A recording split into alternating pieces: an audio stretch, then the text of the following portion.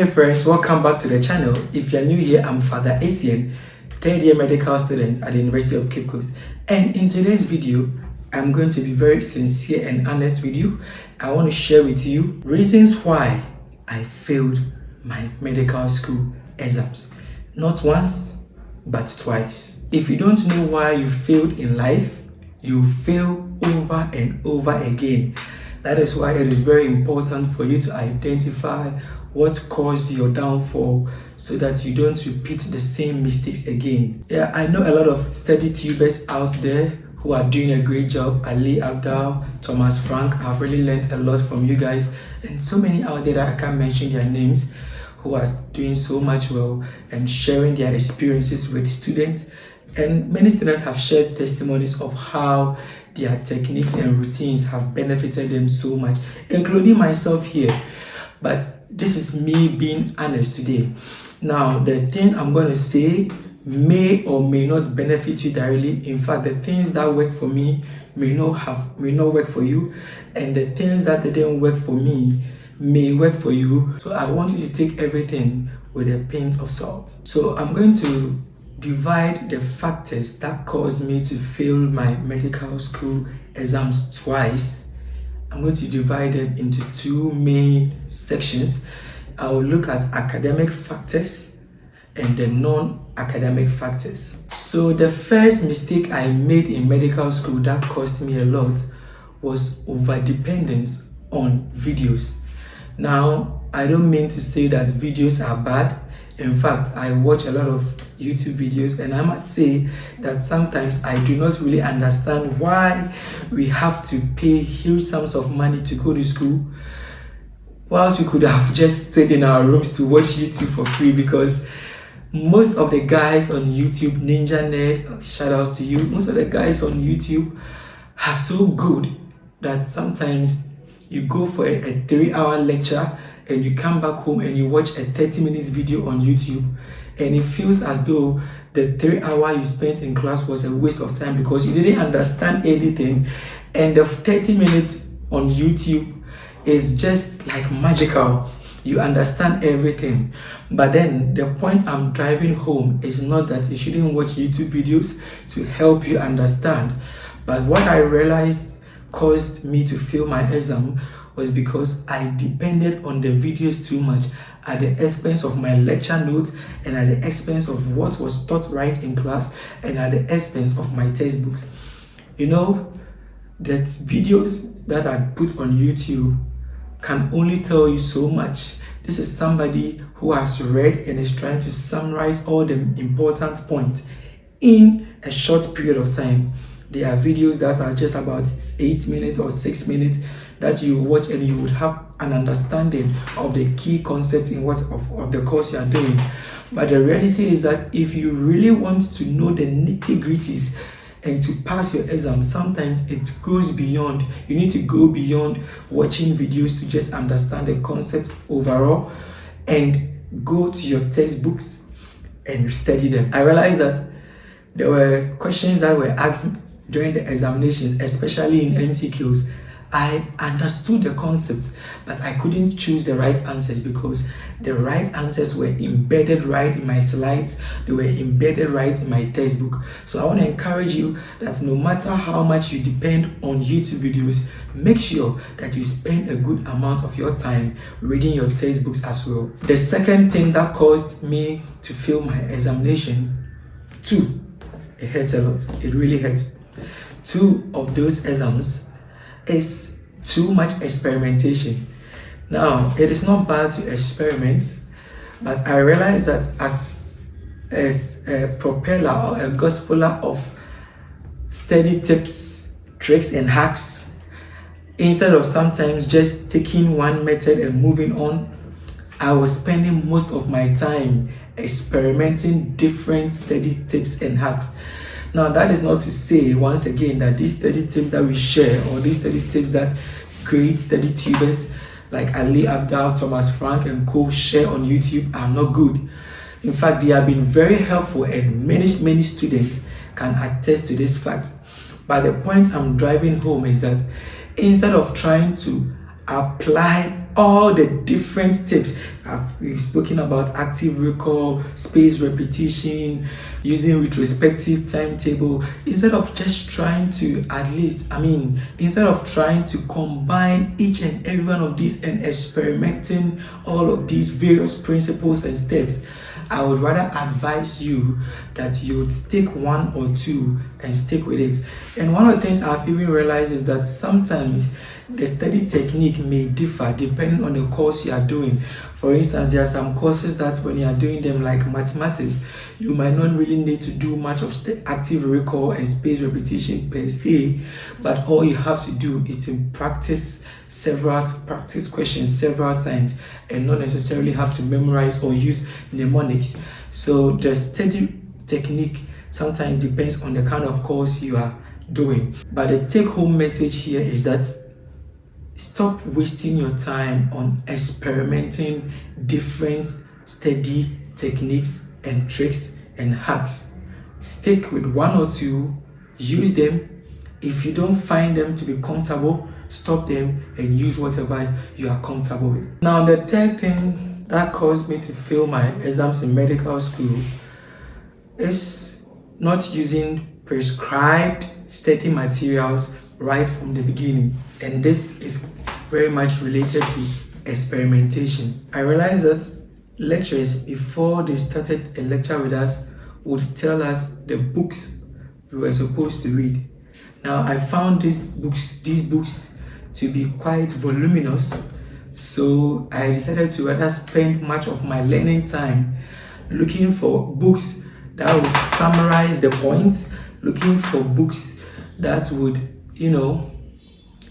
I thought were much easier to read. Now, some of these books were actually good, but one of the things I realized over time was that the lecturers were not just interested in you knowing the course, but they are interested in you knowing what is in the book they have given you. Because sometimes during examination, you see questions or even certain terminologies that are used only in the books that they gave us. And even though I had read other books, I couldn't answer those questions. Even though I had a little bit of knowledge, I couldn't choose the right answers, especially in MCQs. So I have decided to go back and this time around stick with the books that lecturers have recommended. And if there's any other book I would use, it will just be supplementary only when I'm done using the books suggested by the lecturers. And that is what I think you should also do as a student, because most lecturers would definitely set their questions from the books they have recommended to you. So do not throw away the recommended books. Do not throw away the recommended guides, study guides or study notes. Make sure no matter what you read, no matter the external sources you use, no matter the external books you read, you definitely have to read the books that your lecturers have given to you. The fourth thing that did great harm to me is pulling all-nighters. Pulling all-nighters. I know medical school can be hard sometimes, and you realize that you have limited time. For instance, over here in the University of Cape Coast, we have lectures from Mondays to Fridays. All our lectures start at 7:30 a.m. and end at 5:30 p.m. So what it means is that I really have little time on my hands. So the best thing I could do those times was to make sure that I study late into the night or pull all-nighters. And this had adverse effect on me because I would go to class late or tired or sleepy. In fact, there were several times and instances where I would sleep through a lecture. And the downside of this is that when you sleep through a lecture, you don't get what the lecturer says. So when you come back to study, you spend a lot of time trying to grasp little concepts. Another downside of this practice is that once you begin to sleep in class, you sometimes do not get to know what lecturer stressed on during the lecture or what really is important for you to focus on. Because I remember there were times I would pick up a book or a textbook and go through it, study it, only to realize that the things I focused on or the things I studied were not really emphasized on by the lecturer. So as a student, try to always go to class refreshed. If possible, try to minimize all-nighters. I would not say that stop it completely, but try to make sure that if you pull all-nighter today, you take rest the next day, so that you don't overwhelm your body and you don't go to class tired, sleepy, and fatigued. Mind you, class is very important, and sometimes you might not even have to open any textbook. All you have to do is to be awake in class and pay attention to what the lecturer is saying, because sometimes there are lecturers I realize that all that they bring in the exams is what they said in the class, and if you are in the class, you would definitely pass the exams. Others to make sure that their slides are prepared in such a way that if you are not in the class, you wouldn't understand it. So make sure that you are always fresh, you are always strong, and you are always active whenever you are going for your lecture. The last academic factor that caused my downfall in medical school is stopping the things that were helping me. Now, when I came to the school and I started lectures, one of the things I used to do was to keep a retrospective timetable where I kept track of all the topics and subject areas that we're treating. And anytime I studied a subject, I would color code it.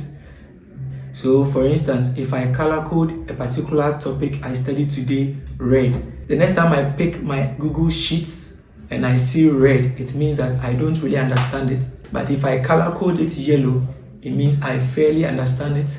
And if I color code it green, it means that I really understand it. So this system helped me not to waste time on the things that I understand, but rather to focus on the things that were always red. In other words, things that I don't really understand. I stopped practicing active recall. Now, yes, I know I'm a gospeler of active recall. I teach my students every time that learning is not what you put in your mind, but real learning is your ability to bring information out of your mind, because that is the essence of examination. Exam is going to test your ability to bring the information out of your mind.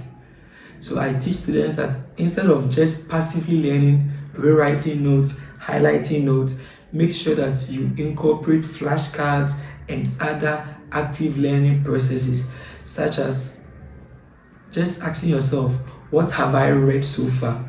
I don't know why I stopped it, but I just stopped it. You know, active recall can really feel like a waste of time, because you always have to ask yourself, what have I learned so far, and try to bring out the information from your mind.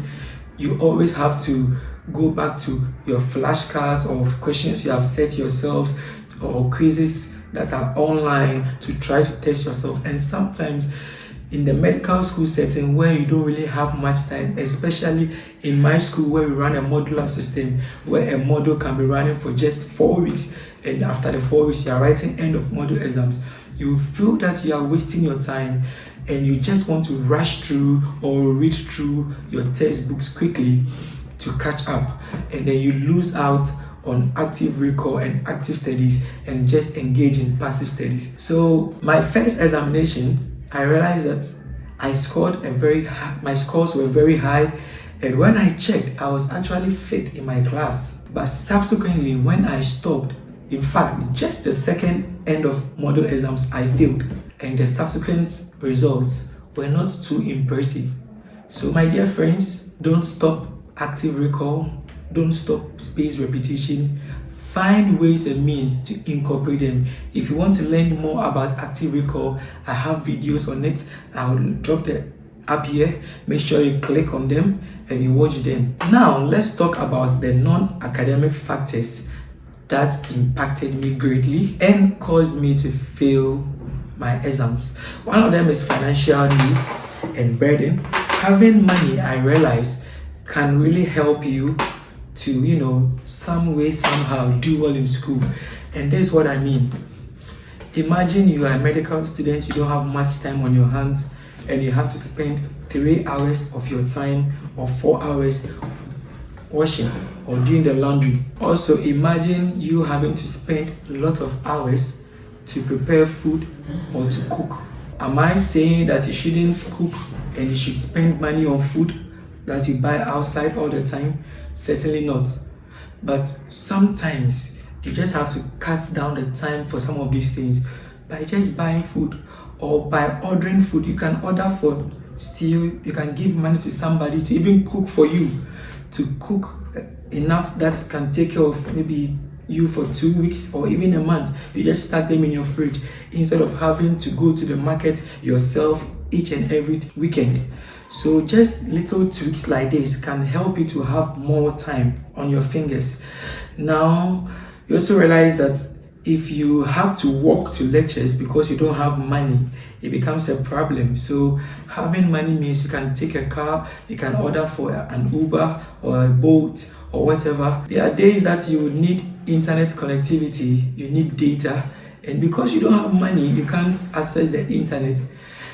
And this is what's happened to me sometimes, because you don't have ready cash on you and you have to spend some time walking to a library to go access the internet there. By the time I walk to the library, I'm already tired. So buying data for yourself means that you could sit right at home or wherever you're comfortable, buy yourself some data, and then connect to the internet to access whatever information without having to go sit under trees or under certain hotspot areas to access the internet. So if you're a parent and you're watching, make sure you really provide your wards with a lot of money. Look, we really need money in school, so send us more money, okay? Now, the last non-academic factor I will talk about is combining pastoring with schooling. Would I say that pastoring has affected me somehow as a student? Obviously, yes. I'll be honest about that. Even though the grace of God is actively working in my life. 5 out of the 7 days in the week have been taken by church. What I mean is that I have a church meeting or activity 5 days out of the 7 days. Sometimes you come back from a church meeting and you are sincerely tired. Sometimes it's not tiredness in your body, but tiredness here in the mind. There are days I come back and I fall on my bed, set an alarm that, hey, I want to wake up in the next 2 hours and study, and boom, I wake up 6-7 hours later because, hey, the body, the brains, everything is tired, so you just can't study. So the work has some way, somehow affected me a little, but I'm not going to stop because I love it. I love the work of God, and that is my main calling, and that is what God has asked me to do. So I'm not going to stop. I'm going to fight on and make sure that it works. School works, academic works. I don't believe in lazing about and saying that, oh, I will not study, but then God is going to help me. I believe in working hard as a student. And I believe that when you work hard, God waters whatever you have sown, whatever seeds you have sown, and will cause you to reap much benefit. So you may be watching me, maybe also engage in so many activities on campus. Just know that the activities, extracurricular activities, could greatly impact you, could greatly affect your academics. You just have to understand this and find a way around it to make sure that the impact could be much minimal and not disastrous. Start something or do something to help you reduce the impact. But for some of them, it's likely you might not be able to do much about it. But if that is your passion or that is your goal, I wouldn't tell you to stop. You know what is best for you, go get it. But if it's not a worthwhile goal, I would advise you to stop and focus on your schooling because you came to school to study. All right, so this is where we end it. I believe you have learned a lot from my lessons. Now, as I mentioned earlier, some of the things that worked for me may not work for you, and some of the things that didn't work for me may probably work for you. So just take everything I've said with a pinch of salt and let's see how things go. I want you to drop a comment in the comment section about how you see this video. and your own experiences. I'm sure we can learn one or two from them. If you're in the medical school especially, I'll be glad to hear your feedback in the comment section below. Thank you for staying with me. I have other videos on my channel that are related to this topic, and I'm going to drop one of them right here. Make sure you watch it. Don't leave the channel. Make sure you watch it and book that like button. Catch you in the next one.